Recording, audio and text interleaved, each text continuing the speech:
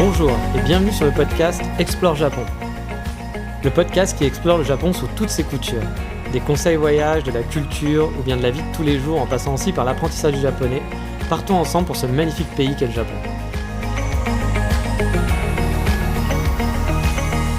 Bonjour à tous, ou plutôt bonsoir à tous, car oui, aujourd'hui on va essayer de passer une bonne nuit tous ensemble. Alors non, vous voyez pas de proposition indécente derrière tout ça. On va aller dans les fameux capsules hôtels, ces bouts de capsules où on peut passer la nuit et qui intriguent tant finalement. Et pour vous dire, lors de mes 2 premiers voyages au Japon, je n'avais pas expérimenté les capsules. J'avais vraiment envie, mais au final, en bookant mes voyages, j'avais jamais vraiment l'occasion de passer dans une capsule, ou alors il aurait fallu que je bouge mes valises juste pour un soir, et c'était plus contraignant qu'autre chose au final. Mais au vivant au Japon, je suis allé 3 fois à Tokyo, passer 1 ou 2 semaines à chaque fois, et lors de ces mini-trips, du coup, je me suis laissé tenter par les capsules hôtels pour rester sur place et essayer. Ma première expérience se fut il y a 1 an en octobre 2018. À la base, je partais pour 2 semaines à Tokyo pendant mon break avant ma nouvelle rentrée scolaire. J'étais parti dans un Airbnb avec 2 camarades de classe. Puis finalement, la 2e semaine, je me suis retrouvé tout seul parce qu'ils sont restés qu'une semaine. Là, j'avais donc prévu de faire un hôtel traditionnel. Mais vu que je voyageais léger, je me suis dit que pour les derniers soirs, avant de rentrer sur Kyoto, ça serait peut-être l'occasion de tester un petit capsule hôtel, voir ce que ça donnait. Et bon, il faut peut-être l'expliquer parce qu'il y a peut-être certains d'entre vous qui ne le savent pas. Mais un capsule hôtel, c'est donc un espace qui est vraiment très restreint. Une genre de capsules qui vont être entassées tout le long d'un couloir où vous avez souvent juste la place pour vous allonger. Parfois, il y a un petit peu plus de place dans la capsule qui sont un petit peu plus luxueuses. Mais dans l'ensemble, ça reste quand même un petit espace restreint. Ça ressemble en gros à un dortoir dans une auberge de jeunesse, sauf que les capsules font un peu plus fermé qu'un simple lit superposé en quelque sorte. On va donc partager des douches et des autres parties communes, comme les toilettes et autres. Et il faut savoir qu'une capsule ne peut pas être close, elle ne peut pas être fermée. C'est-à-dire que vous n'allez pas avoir de petites portes qui vont se fermer avec un locker ou avec un verrou. C'est interdit par la loi.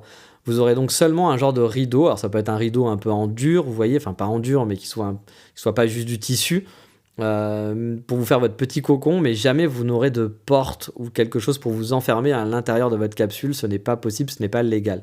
Et au final, le monde des capsules hôtels est vraiment très vaste. Il existe vraiment différents types de capsules hôtels. Ça va du super cheap qui va pas vous coûter cher, qui va être vraiment pas tip top, mais qui sera fonctionnel. Il y a aussi les versions vachement high-tech, avec plein de petits gadgets high-tech qui vont être en plus, voire certains qui vont être hyper hipster, qui vont être sur un thème spécifique pour vous faire passer un peu une soirée un petit peu différente qu'un capsule hôtel ou qu'une nuit à l'hôtel. Et du coup, les prix peuvent vraiment varier du pas très cher, genre 20 € ou 15 € la nuit, à parfois plus de 100 € pour un capsule hôtel, Ouais, plus de 100 €, donc c'est quand même, ça fait quand même assez cher, mais je vais vous expliquer pourquoi certains capsules hôtels sont plus chers. Et le capsule hôtel aussi, ce qu'il faut savoir, c'est qu'on peut parfois les louer à l'heure pour dormir dans l'après-midi ou dans la journée par exemple. On peut aussi donc le louer juste pour une nuit, ou alors rester plusieurs jours. Moi, pour ma part, je suis déjà resté dans un capsule hôtel pendant 14 jours. Comme quoi, on peut vraiment se sentir bien dans un capsule hôtel finalement, comme dans un hôtel. Mais je vais revenir sur ma première expérience, parce que j'ai voulu qu'elle soit fun. J'ai donc choisi un capsule hôtel un peu spécial. En fait, ça s'appelle Book and Bed. Ils ont plusieurs capsules hôtels à Tokyo, et ils en ont d'autres dans le Japon, comme à Kyoto ou à Fukuoka de mémoire. Le concept, il est assez simple finalement. Il y a plein de livres à disposition. C'est une super architecture et vous allez dormir directement dans les bibliothèques. Et oui, en fait, les capsules sont intégrées dans les bibliothèques. Ça en fait vraiment un lieu unique et un lieu assez marrant au final. Alors là, il n'y a pas de côté high-tech. Les capsules sont en bois. Certains sont situés en bas de l'étagère, donc vous allez dormir en bas d'une bibliothèque. Donc il y a un petit rideau et vous allez pouvoir rentrer à l'intérieur de la bibliothèque finalement. C'est-à-dire que vous allez avoir des livres dans la bibliothèque et il y a un espace où vous allez avoir un petit rideau. C'est là que vous allez pouvoir rentrer pour entrer dans votre capsule. C'est assez rigolo. Il y en a d'autres qui vont être un peu en hauteur, donc ils vont être genre au 2e étage de la capsule hôtel. Donc c'est pas un 2e étage d'un immeuble, c'est juste, vous prenez une grande bibliothèque. Imaginez qu'il y a quelqu'un qui dort en bas et quelqu'un qui dort au-dessus. Et là, vous allez du coup devoir monter par une petite échelle, pareil pour rentrer dans votre petit espace. Et à côté de vous, vous allez avoir des livres dans les étagères. Vous allez dormir en fait derrière les livres, dans l'étagère. Donc c'est assez rigolo, c'est assez spécial, mais perso, j'ai vraiment adoré le concept. Au final, je suis resté 2 nuits sur place. Et si pendant la journée, je gambadais dans Tokyo, je me faisais plaisir, etc. Le soir, vraiment, je ne sortais pas et je profitais du lieu. Bon, moi, je connaissais déjà Tokyo, donc j'avais pas besoin de sortir et de voir comment c'était Tokyo la nuit. Je suis déjà allé plein de fois. Mais là, du coup, j'ai vraiment profité du lieu et c'est un super endroit pour ceux qui adorent bouquiner et qui aiment se poser dans un endroit confortable et avoir accès à tout plein de livres. Comme je vous le disais, il y a plein de livres. La plupart sont en japonais, donc il faut Voilà, il faut savoir connaître le japonais, mais il y a plein de livres photos, il y a des BD, il y a des mangas, il y a des livres de voyage, donc il y a plein de livres à feuilleter, et vous avez de quoi faire même si vous ne savez pas lire le japonais. Moi je suis resté 2 jours sur place, j'avais pas envie de me faire chier à lire en japonais, mon niveau était pas encore assez suffisant pour lire en japonais, de toute façon même maintenant mon niveau est pas encore suffisant pour lire bien du japonais, mais voilà, j'ai quand même pris beaucoup de plaisir, et pendant 2 soirs sur place, j'ai passé facilement 8 heures, 9 heures, ouais peut-être 10 heures au total accumulé à bouquiner sur place, et c'est vraiment super chouette. Le lieu en plus est unique, j'étais dans celui de Shinjuku, donc en plus d'être superbement bien placé, j'avais une super vue sur les rues animées de Shinjuku. On peut bouquiner face aux fenêtres, enfin contre des fenêtres, et donc regarder la vie qui se passe la nuit, Shinjuku la nuit. J'ai pu voir même des trucs assez rigolos, voir un réseau de prostituées par exemple, parce que je me suis rendu compte qu'il y avait des filles qui étaient là et qui accostaient des garçons, et qu'elles étaient plusieurs, et que parfois elles disparaissaient avec ces garçons, donc je me suis douté que c'était un réseau de prostituées. J'ai pu voir comment ça marchait. Bon, c'est pas hyper intéressant, mais il y avait une curiosité qui m'a fait regarder comment fonctionnait ce réseau, en fait, finalement, comment ça marchait. Puis on voit les gens marcher, on voit les gens déambuler, on est dans une grande ville la nuit avec des néons partout, avec son petit bouquin, confortablement assis sur des petits canapes vraiment confortables. C'était chouette, c'était vraiment sympa, j'ai passé une nuit vraiment cool. En plus, il y a un café qui est attenant, qui est accessible. Donc en fait, le Book and Beds est dans un étage assez élevé d'un immeuble, vous rentrez par un ascenseur et qui va vous amener directement à la réception, et derrière cette réception vous avez la bibliothèque avec les endroits pour dormir, les douches, etc. Et en fait attenant vous avez un genre de café, et en fait ce café est accessible, vous pouvez facilement y aller, il y a juste une porte à traverser pour arriver directement dans le café sans avoir à sortir quelque part, vous pouvez aller directement en chaussons en gros du café jusqu'à votre chambre, enfin votre capsule.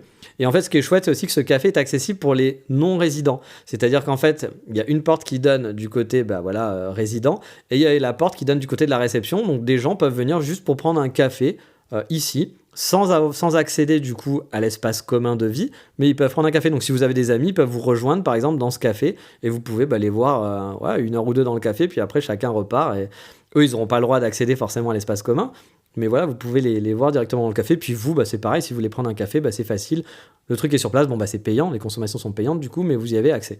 Et le tout, donc, comme je disais, est sécurisé, il n'y a que les clients qui peuvent rentrer dans les capsules hôtels. Ici, par contre, les femmes et les hommes étaient mélangés, ce qui n'est pas tout le temps le cas dans les capsules hôtels, mais là, les hommes et les femmes étaient mélangés. Et j'étais vraiment étonné de voir qu'il y avait beaucoup de Japonais sur place.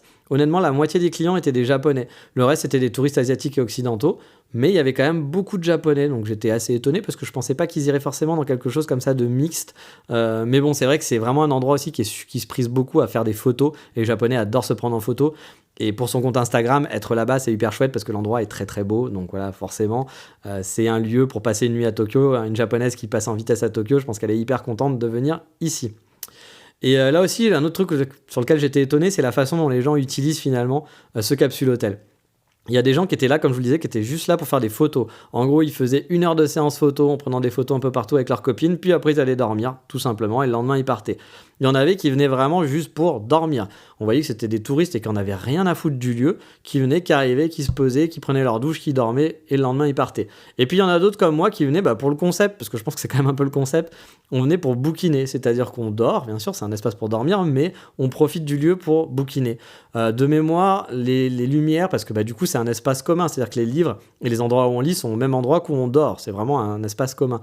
Et les lumières étaient éteintes à minuit. Mais après, il y avait une genre de veilleuse, donc si vous vouliez continuer de lire, vous pouvez lire. Après, faut éviter de faire du bruit, parce que tout le monde dort au même endroit, donc vous n'allez pas écouter de la musique ou autre dans le lieu, parce que sinon, vous allez emmerder tous les gens qui dorment sur place et qui sont ici, donc on essaie de faire pas trop de bruit. Mais moi, je suis resté plusieurs fois jusqu'à minuit, 1h du mat, et c'était franchement super agréable pour lire, il y a une vraie ambiance, et puis il y a de la place, il n'y a pas trop de gens, on n'est pas les uns sur les autres, on peut bouger en plus d'espace, parce qu'il y a des espaces qui sont vraiment très différents. Et c'est vraiment super chouette. Je vais vous inviter du coup à aller voir les photos que j'ai postées sur explorejapon.com. J'avais pris des photos sur place, vous allez voir, ça donne vraiment envie. Et puis bien sûr, j'aurais mis les liens des différents capsules hôtels dont je parle dans cet épisode.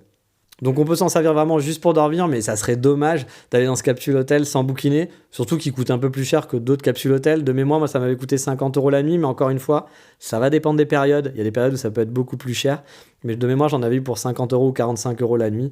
Sachant qu'il y a des capsules hôtels où vous pourrez juste dormir pour 25 € sans problème dans Tokyo. Alors, tout n'était pas positif. Il y avait eu quand même des points négatifs. C'est que de mémoire, on vous fournit pas grand-chose. C'est-à-dire que les serviettes de toilette sont en option. Alors moi, j'avais la mienne, mais il me semble qu'il faut la payer. C'est-à-dire que vous n'avez rien. En gros, vous allez juste venir pour dormir. Et si vous voulez, par exemple, un pyjama, si vous voulez une brosse à dents, que vous voulez une serviette, parce que parfois on essaye de voyager léger, là-bas, tout était payant. Donc ça, j'avais pas trouvé ça super chouette. Après, les parties communes étaient propres, étaient stylées, ça allait, c'était tranquille. Après, ça va dépendre toujours des personnes avec qui vous êtes, hein. Ça, c'est un petit peu la loterie. Mais dans l'ensemble, le staff fait son boulot et l'hôtel est propre. Après, il y avait autre chose que je n'avais pas trop apprécié, que je n'avais pas trop aimé, c'est que pour stocker ses affaires, il n'y a rien du tout. C'est-à-dire que vos valises seront devant votre capsule à la vue de tous. Donc votre valise, elle va être devant, en gros, la bibliothèque ou dans un petit coin pour essayer de ne pas gêner les gens. Et du coup, c'est pas du tout sécurisé. Vous pouvez pas la mettre avec vous dans votre capsule ou la mettre quelque part. Donc elle va rester toute la journée. Si vous restez plusieurs jours dans la capsule, elle va rester toute la journée à la vue de tous. Donc bien sûr, c'est uniquement les clients qui pourraient partir avec, mais techniquement, n'importe quel client pourrait partir avec. Et voilà, il ne serait pas vu. Bon, par contre, il y a quand même un petit coffre-fort où vous pouvez mettre, enfin quand je dis petit, il est quand même assez grand pour mettre un ordinateur portable et un appareil photo sans aucun souci. Donc il y a quand même assez de place. Donc ça, c'est le petit moins. Je sais qu'il y a certains capsules hôtels, par exemple, qui proposent des casiers où vous pouvez mettre, il y a un casier à l'intérieur, vous mettez votre valise et du coup, c'est sécurisé. Là, il n'y a pas de casier du tout. Mais bon, ça reste le Japon, ça reste sécure. Moi, j'ai laissé ma valise aux yeux de tous pendant 2 jours là-bas. J'ai pas eu de vol, pas eu de soucis. Mais là, encore une fois, c'est aléatoire. On ne sait jamais sur qui on peut tomber. Et comme je le disais, il y a seulement les clients qui ont accès à cette partie commune. Donc, c'est pas n'importe qui peut rentrer. Il faut une carte spéciale. Donc, ça limite aussi. Donc, faut pas non plus avoir totalement peur de laisser ses affaires sur place. C'est quand même très, très limité. Et sachant que le staff se balade souvent à l'intérieur. C'est-à-dire que derrière, en fait, il y a un mur et derrière ce mur, il y a la réception. Mais souvent, ils sont à l'intérieur, ils se baladent, ils vous demandent si tout va bien, ils discutent un petit peu avec vous. Donc, je pense qu'ils font des petits passages pour faire voir qu'ils sont présents. Il y a aussi des caméras de sécurité. Donc, je pense qu'il y a quand même peu de chances que vous fassiez voler de base. Mais c'est vrai que du coup, c'est pas très rassurant pour la première fois quand on arrive et qu'on se dit, mince, je laisse mes valises comme ça dehors, devant ma capsule. J'ai rien pour le ranger quelque part pour pas que ça soit visible au moins, quoi. Voilà, même si c'est pas sécure, au moins que ça soit pas visible. Là, vous êtes obligé de le laisser devant, quoi, devant dans le couloir, à la vue de tous. Par contre, le staff était vraiment super gentil. J'ai passé 3 heures à parler un soir dans le café avec un membre du staff qui parlait un petit peu français. Alors c'était vraiment très très léger, j'avais du mal à le comprendre, mais il était vraiment à fond et il voulait pratiquer son français. Alors il m'a pas lâché, même si parfois j'avais envie d'aller profiter, d'aller lire et tout, mais il m'a pas lâché. Mais bon, au final c'était sympa parce que c'est toujours cool de discuter avec un local. Et le lendemain, pendant le check-out, j'ai parlé 30 minutes avec une des filles sur place qui était vraiment hyper sympathique aussi, vraiment chouette. On a discuté de tout et n'importe quoi. Le staff était vraiment cool. Et comme je vous disais, il venait de temps en temps passer et ils avaient toujours un petit mot pour vous de temps en temps, voilà, pour dire est-ce que tout va bien, machin, etc. Donc plutôt chouette, plutôt sympa. Mais vraiment, je vous encourage, si vous allez là-bas, de lire des bouquins, de rester sur place. Moi, j'ai passé un super moment à bouquiner. Il y a plein de livres photos qui sont super chouettes. C'est confortable, le lieu est chouette, c'est joli. Il y a une vue qui est cool. Franchement, c'est un bon moment que j'ai passé. J'ai passé un très bon moment. Mais c'est pas le seul capsule hôtel que j'ai testé. J'en ai testé un autre et finalement, c'est celui-là dans lequel je retourne. Il s'appelle Millennial à Shibuya. Ils en ont aussi un à Kyoto au passage, qui coûte un petit peu moins cher en plus. Et là-bas, j'ai vraiment aussi adoré l'expérience et même je préfère et je vais vous expliquer pourquoi. Alors déjà, c'est un quartier moi que j'aime beaucoup. Shinjuku, c'est pas trop mon quartier préféré. C'est sympa, j'aime bien, mais c'est pas le quartier où je me sens le mieux. Moi, j'aime bien Shibuya et il est placé vraiment au nord de Shibuya. Il est à peine à 10 minutes de mon café préféré à pied. Il est vraiment, quand je dis dans le nord, c'est même le centre de Shibuya, dans le centre névralgique, donc il est très facile d'accès. Et du coup, vous pouvez sortir facilement, vous pouvez bouger dans plein d'endroits. Shibuya, le Shibuya qui bouge, c'est pas mon Shibuya de cœur. Moi, j'aime le Shibuya qui bouge moins dans le nord. Mais Shibuya, j'adore parce que c'est très facile pour accéder après à plein d'endroits que j'adore en banlieue ou dans le sud ou dans l'ouest de Tokyo. Donc vraiment, pour moi, l'hôtel est idéalement situé. Et arrivé sur place, ce capsule hôtel a une petite particularité car comme son nom l'indique, Millennial, il est porté sur les technologies. Et donc en guise de clé, on va vous donner en fait un iPod qui vous servira de clé pour accéder à l'hôtel, pour accéder à votre capsule, pour gérer votre chambre à l'intérieur, c'est-à-dire gérer la lumière, l'inclinaison de votre lit, le réveil, pour tout gérer sur place. C'est un gadget, mais c'est rigolo. Et en fait, tout est basé sur ce côté gadget dans ce capsule hôtel. Et honnêtement, même si c'est des gadgets, c'est plutôt chouette. Les capsules sont plutôt larges. C'est plus large qu'à Book and Bag, par exemple. J'ai l'impression d'avoir beaucoup plus de place dans le lit. Honnêtement, pour être à 2 dans le lit, ça poserait pas problème. Alors que Book and Bag, j'avais l'impression d'être plus enfermé dans un dans une capsule en bois, dans un truc qui était beaucoup plus voilà, fermé. Là, on a un peu plus l'impression d'être dans une mini chambre. Alors, mini, hein, parce que vous n'allez pas pouvoir vous déplacer, vous bouger. Mais le lit est large, il y a de l'espace. Et c'est haut, et par exemple, vous n'allez pas avoir de gens au-dessus, parce que souvent les capsules vont être empilées ou des choses comme ça.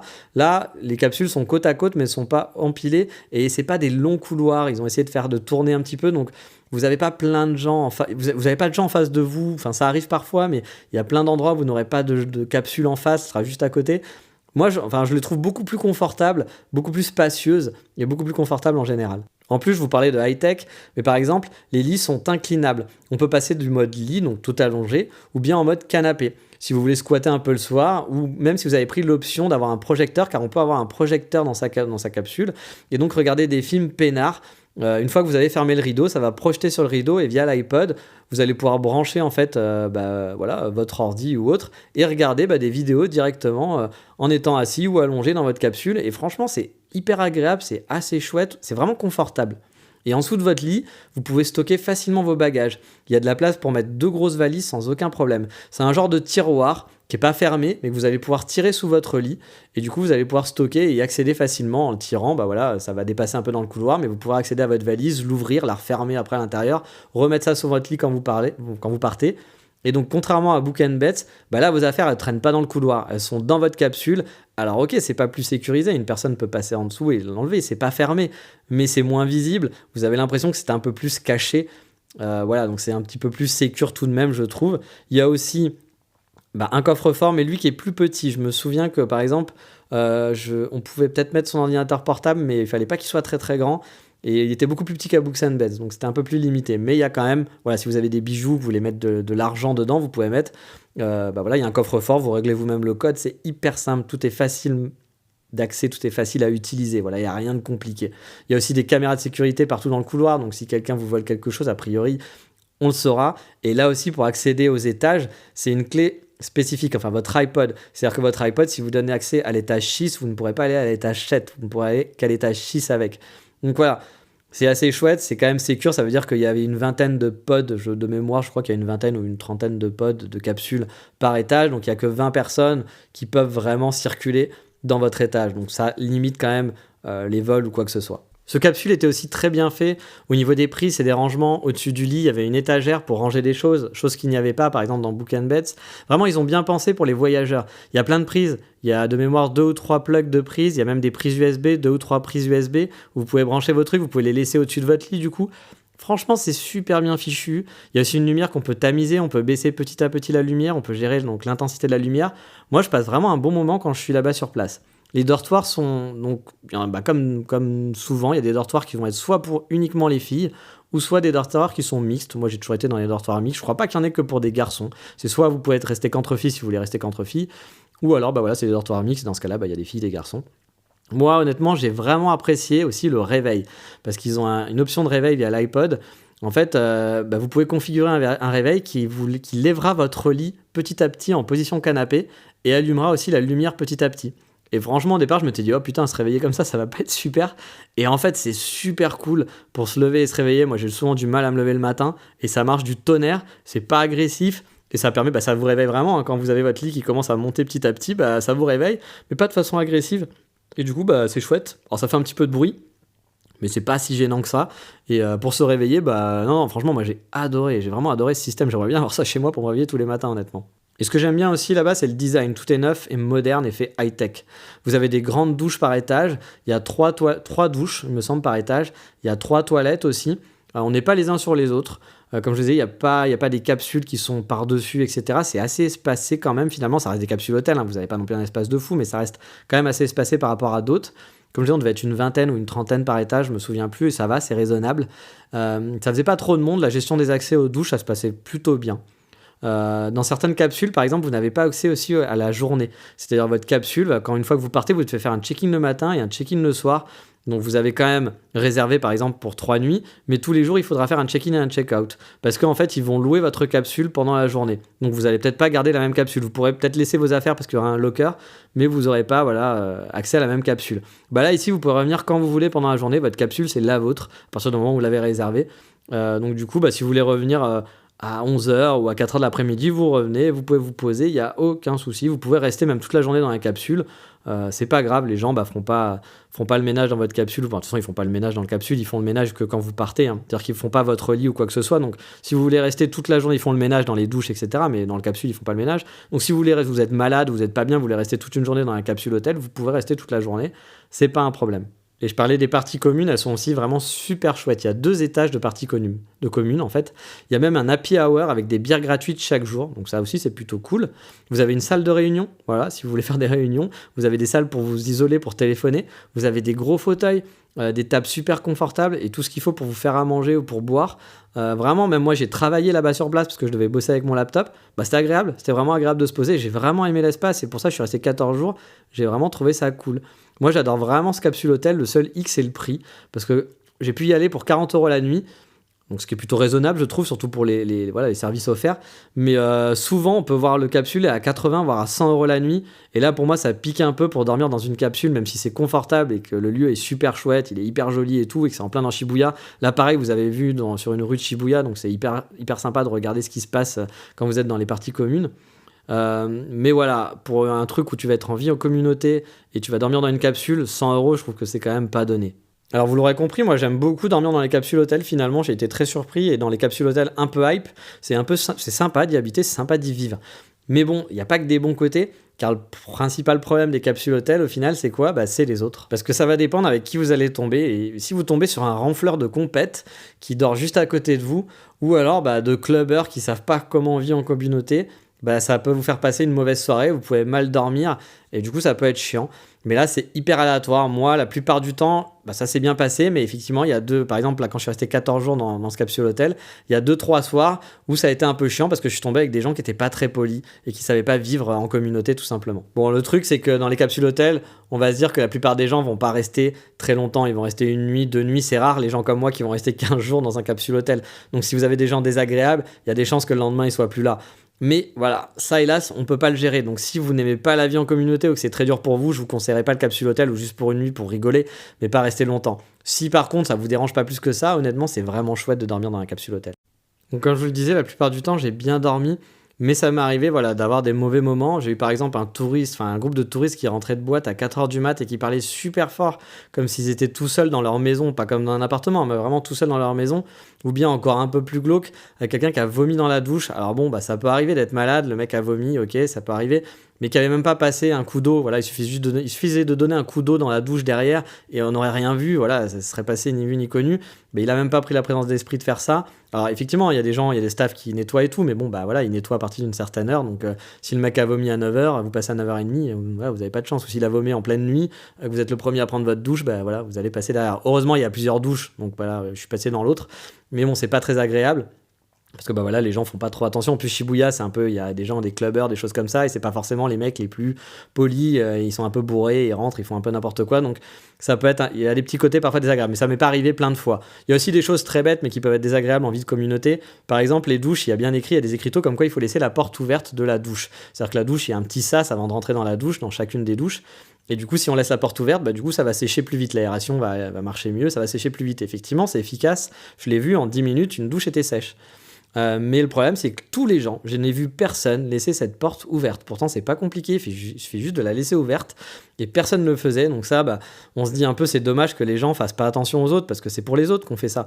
Et voilà, si vous allez dans des capsules, essayez de faire attention, de vous dire que vous n'êtes pas tout seul et d'essayer de vivre un peu, d'être sympa avec les autres et de ne pas oublier que c'est une vie en communauté. Et ça, hélas, les gens l'oublient ont un peu tendance à l'oublier, font le strict minimum. Il ne faut pas oublier qu'on est avec d'autres gens, avec d'autres cultures et des gens qui ne vivent pas de la même façon. Il y a des règles qui étaient quand même pas très compliquées. C'était la seule règle quasiment du truc, et c'est de laisser ouvrir cette porte de douche. Oui, c'est pas bien grave, mais personne ne le faisait. Je trouvais ça dommage. Je trouvais ça un peu triste que personne ne respecte cette règle qui était totalement bête et qui permettait de faciliter la vie à tout le monde, parce que derrière, il y avait des douches qui étaient plus cool, qui n'étaient pas totalement trempées quand on arrivait, etc. Donc voilà, c'est des petites choses comme ça qui peuvent être un petit peu embêtants. Comme je vous dis, il y a des gens qui peuvent ronfler, des gens qui peuvent parler fort.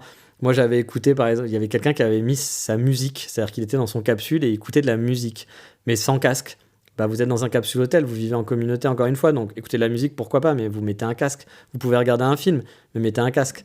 Voilà, il y a des gens qui respectent pas tout ça. Ça, c'est un peu dommage. Et bon, voilà. Et là, c'est aléatoire, hein. Moi, sur 14 jours, j'ai peut-être eu 3 nuits qui étaient pas très sympas. Le reste, ça s'est très bien passé. C'est vraiment très, très aléatoire. Puis après, ça va dépendre de vous aussi et de votre tolérance aux autres, hein, parce que ça hélas, ça dépend de vous. Il y a des gens qui sont très, très peu tolérants aux autres, au fait que, voilà, la vie qui est différente de la sienne. Et là, dans ce cas-là, je vous conseillerais pas d'aller dans une capsule hôtel parce que ça va être difficile pour vous. Mais voilà, si pour vous, c'est pas plus un problème que ça, je vous conseille vraiment de tenter l'expérience parce que c'est chouette. Honnêtement, ma Millennial, c'est devenu mon point d'ancrage à Tokyo. Quand je peux avoir une nuit à 40 €, j'hésite pas une seconde, je vais là-bas. Même pour rester 1 ou 2 semaines, je me suis vraiment senti à l'aise là-bas et j'y retournerai avec grande joie. J'y suis allé 2 fois, hein. Je suis pas allé qu'une fois 14 jours. J'étais resté 1 semaine une première fois et j'y suis retourné 14 jours une seconde fois. J'ai vraiment apprécié. Et donc, il y a aussi tout plein d'autres capsules hôtels qui sont plus cheap, qui vont être beaucoup moins chères, mais qui font quand même bien le boulot. Si c'est juste pour dormir sans avoir des parties communes de fou ou autre, mais voilà, en voyage, parfois on a juste besoin d'un lit, juste de pouvoir dormir une nuit, d'un truc pratique et pas cher, et parfois il y en a des très bons prix à 15-20 € la nuit, donc pourquoi pas faire un capsule hôtel, c'est rigolo, ça se tente, et même si votre capsule hôtel est pas extraordinaire, vous ferez pas des photos de ouf parce que la déco est pas chouette, c'est juste un endroit pour dormir, ça fera le job, et puis voilà, tout simplement. Et si vous avez un petit peu plus les moyens, n'hésitez pas à tester un capsule hôtel qui sera un peu plus fun. Il y a tout type de capsule hôtel. Il y en a qui vont être avec des trucs un peu futuristes. L'autre, qui est, donc, comme je vous disais, qui était spécialisé dans les livres. Millennial, donc qui est un peu plus une ambiance, on va dire, pour hipster. Franchement, on passe de très bons moments dans ces hôtels pour leur design, pour leur ambiance. Moi, j'ai vraiment passé des bons moments et j'adore les capsules hôtels. Je suis devenu vraiment un fan des capsules hôtels et je préfère largement ça à des auberges de jeunesse qui normalement sont là pour la vie en communauté, pour être pas cher et pour rencontrer des gens. Et finalement, là aussi, ça va dépendre des gens avec qui vous allez être. Moi, je vous dis, j'ai fait 1 semaine à Tokyo dans une auberge de jeunesse, personne ne parlait, j'ai essayé de discuter et tout, je suis quelqu'un d'assez social. Mais les gens étaient là juste pour dormir, n'avaient pas envie de parler à quelqu'un d'autre, ou étaient là en couple, et donc du coup, c'était viens pas dans mon espace restreint, etc. Je peux comprendre, mais c'est vrai qu'une auberge de jeunesse, pour moi, c'était plus justement le partage. Et là, c'était pas du tout le cas. Et j'ai trouvé en fait ce côté-là vachement plus présent dans les capsules hôtels, un peu modernes, que dans des vieilles auberges de jeunesse qui sont pas cool, où vous êtes dans un lit superposé. Finalement, pour un peu plus cher, vous allez être dans un truc qui est un peu plus votre espace, qui est un peu plus sympa. Ça restera moins cher quand même, une auberge de jeunesse. Mais perso, je préfère quand même les capsules hôtels. Mais bon, après, voilà, c'est préférence de chacun, comme d'habitude. Encore une fois, les 5 ou 6 derniers épisodes, j'ai une voix un peu rocailleuse, j'ai peut-être reniflé de temps en temps, je m'excuse. J'ai enregistré 6 épisodes de suite, donc voilà, vous avez hélas suivi la maladie sur 6 épisodes. Mais j'espère que pour les prochains enregistrements, qui seront dans 1 semaine normalement, pour moi, ma voix ira mieux et ça sera un petit peu moins désagréable pour vous. J'espère que c'est pas trop désagréable à écouter. Mais voilà, il est l'heure d'aller se coucher. Ou pas, parce que je ne sais pas à quelle heure vous allez écouter cet épisode. Mais dans le prochain épisode, je reviendrai sur mon installation au Japon. Après vous avoir expliqué comment j'ai loué un appartement, cette fois on va faire la suite. Je vais vous dire comment j'ai meublé, les difficultés que j'ai pu rencontrer. Et puis quelques astuces que j'ai eues aussi qui pourront vous aider pour vous meubler sur place. Mais ça sera dans le prochain épisode. Comme d'habitude, n'hésitez pas à partager, à en parler à vos amis, à aller faire une petite review sur Apple Podcast. Je sais, c'est toujours la même chose. Je me répète, mais c'est hyper important pour moi pour faire découvrir le podcast, pour le faire augmenter, pour le faire connaître. Ça fait plaisir. Et je vous dis à la prochaine fois. Mata, ciao, bye bye.